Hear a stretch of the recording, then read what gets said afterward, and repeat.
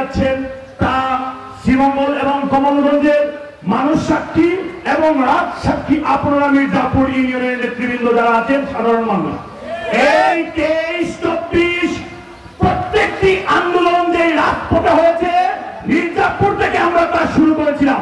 শেখ হাসিনার পতনের ঘন্টা আমরা বলেছিলাম, যদি শেখ হাসিনার পতনের ঘন্টা বাজে তাহলে মির্জাপুর থেকেই শুরু হবে।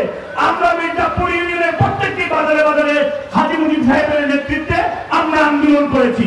ওনার সকল দিক বিচার বিবেচনা করে সিলেট বিভাগের মধ্যে যে কয়েকটি নির্বাচনী আসন স্থায়ীভাবে লিপিবদ্ধ করেছে তার মধ্যে উল্লেখযোগ্য হচ্ছে শ্রীমঙ্গল এবং কমলগঞ্জ।